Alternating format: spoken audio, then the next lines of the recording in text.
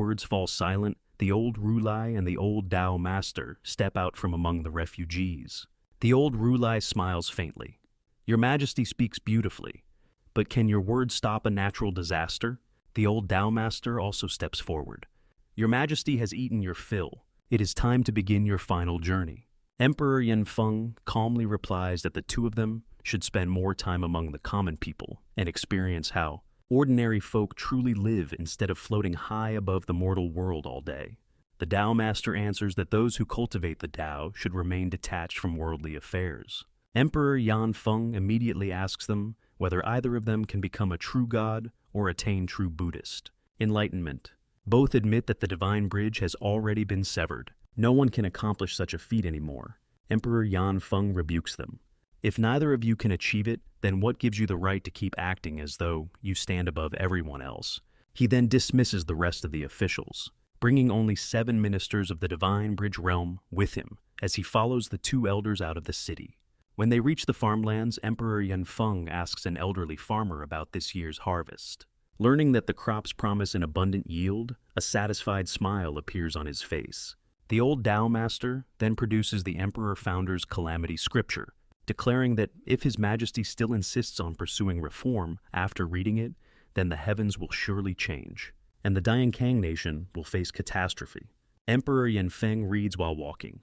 Only after traveling more than 100 li does he finally finish the scripture. He remains silent for a long while. Then he recalls visiting the Yuanqi kingdom in his youth. At the time, the kingdom was suffering from relentless lightning disasters. The king and all his ministers knelt together, begging heaven for mercy. Instead, they were struck dead by lightning. Only later did he discover the truth. The catastrophe had been inflicted by the Yin sect, simply because the kingdom's tribute had fallen short. From that very moment, he swore he would overthrow every one of those sects. Emperor Feng fixes his gaze upon the old Rulai and the old Tao Master. Word by word, he declares, "Today I have accomplished that vow, but the reforms still haven't gone far enough. That is why today's snow disaster still exists. They're merely gods, aren't they? Then I'll overthrow the gods as well." The old Tao Master is both shocked and enraged. He accuses the emperor of disregarding the lives of the people and warns that he will turn the Diankang nation into the Great Ruins. Continue the reforms, and heaven itself will become furious. Emperor Feng remains completely unmoved. The old Rulai lets out a quiet sigh. Having made up his mind, he prepares to strike. Experts from every direction emerge from hiding. Sect master-level powerhouses completely surround the emperor and his 7 companions. Their numbers vastly exceed those of Emperor Feng's party. The emperor suddenly laughs. He had thought the 2 elders would at least observe the rules of the martial world. Instead, they chose to overwhelm him through sheer numbers. A murderous aura instantly fills the air. Behind the Taoist and Buddhist masters, countless divine manifestations rise into existence. Meanwhile, the 7 ministers regard the duties they faithfully perform as the very gods they worship. Emperor Feng says in a clear, powerful voice, "A lifetime of cultivation does not guarantee understanding of the gods. Do your work well. Fulfill your responsibilities to perfection. Anyone who reaches the pinnacle of their own duty is a true god." The old Tao Master denounces his words as the doctrine of the heavenly devil and prepares to order the attack. At that very moment, a simple ox cart slowly rolls toward them.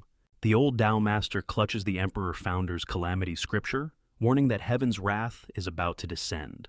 Yet what truly brings calamity upon mankind has never been heaven. It is merely a false god, one that disguises oppression of the weak as heavenly punishment. The most terrifying thing in this world has never been the calamities of the Great Ruins. It is the so-called gods who ride upon the people's backs, ruling over them with arrogance and cruelty. Emperor Feng saw through that illusion when he was still young. That is why his reforms were never simply about redistributing land or increasing grain production.